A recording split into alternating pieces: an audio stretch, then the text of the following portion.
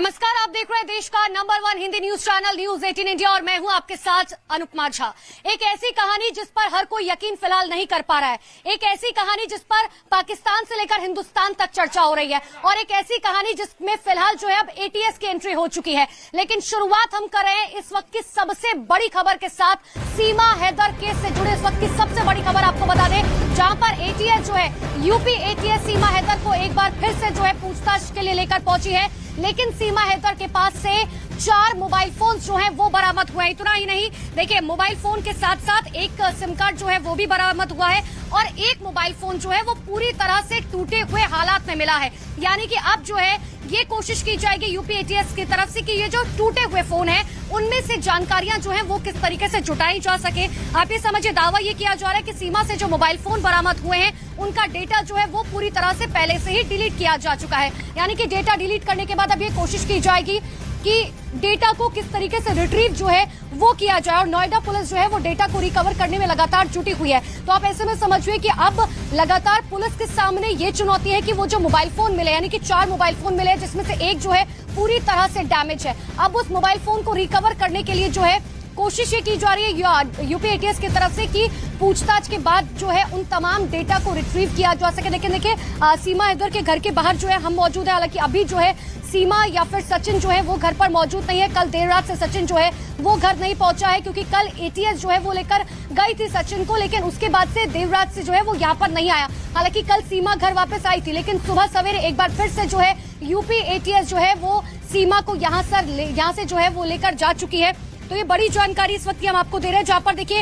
FIR copy से जुड़ी हुई सबसे बड़ी जानकारी जो एफआईआर में लिखा गया है सीमा हैदर के ऊपर जो एफआईआर हुई है, तो सीमा हैदर के ऊपर जो एफआईआर हुई है उससे जुड़ी हुई बड़ी जानकारी आपको दे रहे हैं। और सीधे लिए चलते मेरे सहयोगी दीपक बिष्ट के पास जो लगातार इस खबर पर नजर बनाए हुए हैं। दीपक, एफआईआर में इस बात का जिक्र किया गया है कि 4 मोबाइल फोन मिले हैं जिसमें से एक तो पूरी तरह से डैमेज है, अब उसका डाटा रिट्रीव किया जाएगा।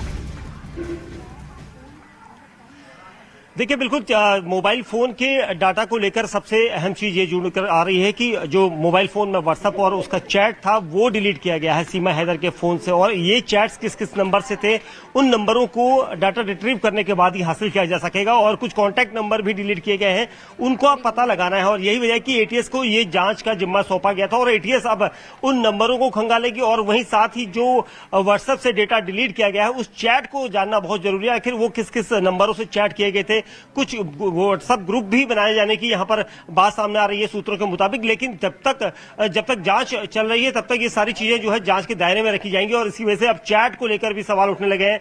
जो मोबाइल फोन नंबर टूटा हुआ था वो किसका था, सचिन का था तो कैसे टूटा, या फिर अगर पाकिस्तान से वो फोन लेकर आई थी तो वो फोन यहां तक लाने का मकसद क्या था, क्या उसके अंदर कोई वीडियोग्राफी बन सकती थी या फिर कुछ ऐसी चीज है जो हर तरह से यहां पर देश की सुरक्षा से जुड़ी हो सकती है। उससे जुड़ी हुई सारी चीजें एटीएस यहां पर पूछताछ में हासिल करना चाहेगी। और लेकिन अभी तक जिस तरह से जवाब नहीं दिए सीमा ने, एक दिन पहले जिस तरह से सोमवार की शाम को उससे तकरीबन 7 घंटे से ज्यादा पूछताछ की गई थी, उस दौरान भी सीमा ने कई सवालों का जवाब घुमा फिरा कर दिया था जिससे एटीएस की टीमें संतुष्ट नहीं थी। और सचिन जो सीमा के साथ उसके साथ रह रहा था, सचिन को देर रात से घर में वापस नहीं भेजा गया था, यानी एटीएस के पास वो पहले से ही था और एटीएस अब उसके पिता नेत्रपाल से भी क्रॉस क्वेश्चनिंग करेगी।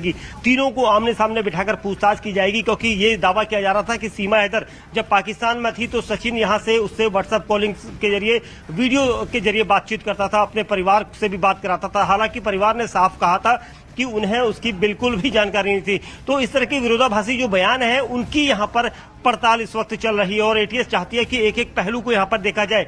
जो एजेंट उसे पाकिस्तान से सऊदी अरब और वहां से नेपाल के रास्ते भारत में दाखिल करा सकता है, वो एजेंट कौन था, क्या पाकिस्तान की तरफ से कोई एजेंट मुहैया कराया गया था क्या? और दीपक, सबसे बड़ा सवाल यही है कि अब जब पुलिस की तरफ से एटीएस की तरफ से पूछताछ की जा रही है तो ये जांच पड़ताल की कोशिश की जाएगी क्या ये एक सोची समझी साजिश थी या सिर्फ जो है प्यार के चक्कर में, मोहब्बत के चक्कर में जो है सीमा जो है वो सीमा पार करके जो है हिंदुस्तान की धरती पर पहुंच गई है। और यही सारे सवालों के साथ जो है यूपी एटीएस जो है लगातार पूछताछ कर रखी है। लेकिन एक और बड़ी खबर अपने दर्शकों को बता दें कि देखिए, जहां पर एक तरफ सिम कार्ड को लेकर लगातार यूपी एटीएस की की तरफ से डेटा जो है वो रिट्रीव किए जा रहे हैं, तो दूसरी तरफ आप ये समझिए कि जिस मोबाइल फोन से लगातार सचिन से बात सीमा की तरफ से की जा रही थी, अब उसके बारे में भी जांच पड़ताल की जा रही है। उस फोन के डेटा को भी जो है खंगाला जा रहा है, साथ ही कॉलिंग डिटेल्स जो है वो निकाली जा रही है। सिर्फ सीमा के फोन को नहीं, सचिन और सचिन के पिता के फोन को भी जो है वो लगातार खंगालने की कोशिश जो है वो यूपी एटीएस की तरफ से की जा रही है। ये जांच पड़ताल करने की कोशिश की आखिर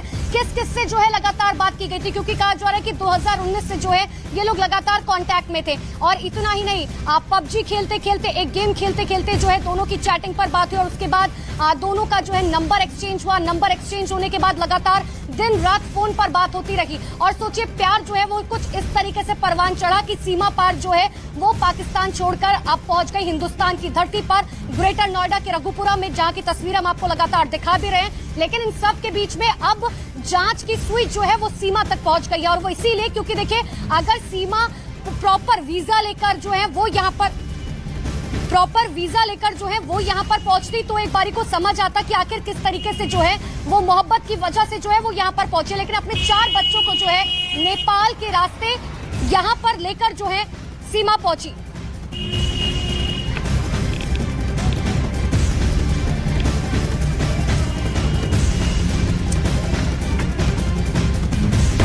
तो देखिए एक एक तस्वीर हम आपको लगातार दिखा रहे हैं। सबसे बड़ी जानकारी सीमा हैदर से जुड़ी हुई, जहां पर एक और बड़ी जानकारी आपको दे दें कि अब जो है यूपी एटीएस की तरफ से लगातार जो है दूसरे दिन पूछताछ सीमा हैदर से की जा रही है। और ये घर देखिए, हम आपको सीमा हैदर का घर भी दिखा रहे हैं। यही वो घर है जहां पर सीमा हैदर जो है वो सचिन से मुलाकात करने के लिए पहुंची। लेकिन आप ऐसे में समझिए आज दूसरा दिन है जब सीमा हैदर से जो है पूछताछ की जा रही है। सुबह सवेरे जो है एटीएस की टीम यहां पर पहुंची। ये सीमा हैदर और सचिन का घर जो है आपको नजर आ रहा होगा। यहीं पर जो है लगातार जिस पहले दिन जब यहां पर सीमा पहुंची थी तो किसी को यकीन नहीं हुआ था कि आखिर सीमा पार करके, यानी कि एक देश से दूसरे देश कैसे जो है एक महिला जो है 4 बच्चों को लेकर पहुंच जाती है।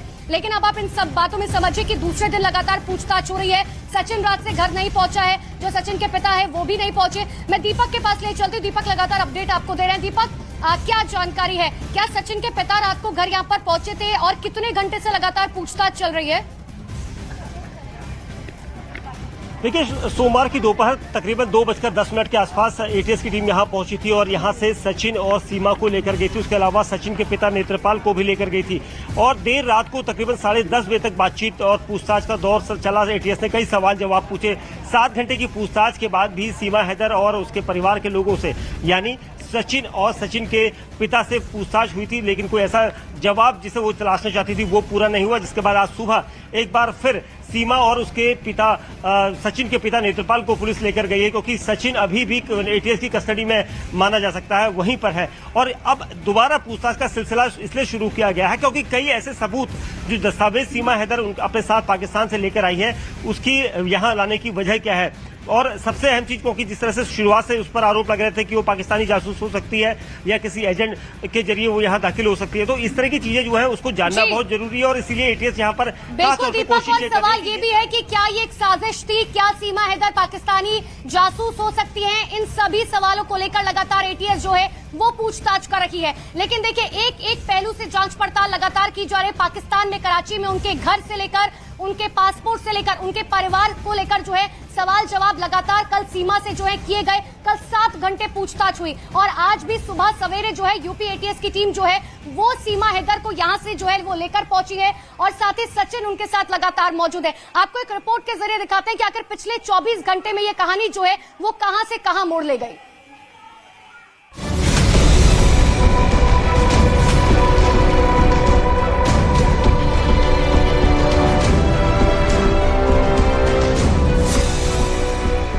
पाकिस्तान की सरहद पार कर भारत आई सीमा हैदर और सचिन की लव स्टोरी में जासूसी का एंगल जुड़ चुका है। पबजी के जरिए प्यार और उस प्यार के खातिर भारत तक का सफर सीमा ने बिना किसी डर के तय कर दिया। ये बात खुफिया एजेंसियों के गले से नीचे नहीं उतर रही थी कि इस बीच खुफिया एजेंसी को जानकारी मिली कि सीमा हैदर के परिवार का सदस्य पाकिस्तानी सेना में है, जिसे सुनकर उनका शक और मजबूत हो गया।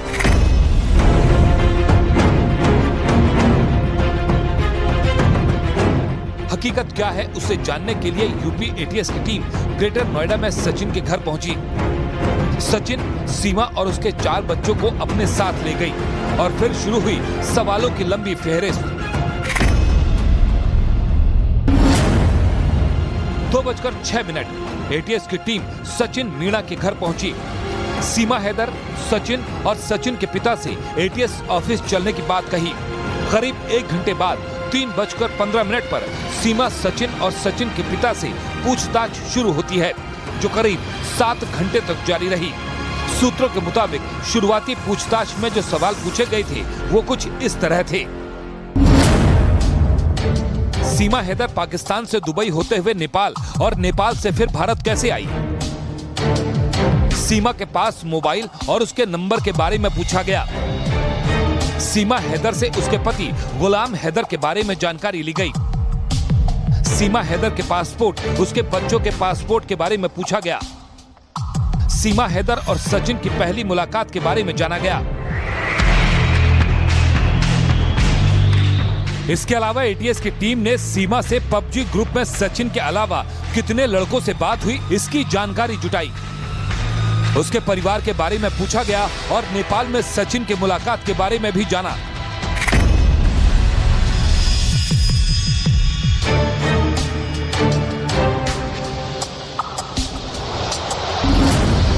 कि सचिन और सीमा नेपाल में 7 दिन रहे, उस दौरान वो नेपाल में कहां-कहां गए और किस किस से मिले। सीमा हैदर के पूरे परिवार में माँ, पिता, भाई बहन के अलावा कौन कौन है? सीमा के भारत आने के पीछे मकसद क्या सिर्फ सचिन से प्यार है? सीमा के भारत आने के पीछे दूसरी वजह क्या है? कराची की रहने वाली सीमा हैदर शादीशुदा है और उसके 4 बच्चे हैं। सीमा दक्षिणी पाकिस्तान के खैरपुर में रिंद हजानो गांव की रहने वाली हैं। इसके अलावा वो पाकिस्तान के दूसरे इलाकों में भी रहीं, तो उससे जुड़े सवाल भी पूछे गए।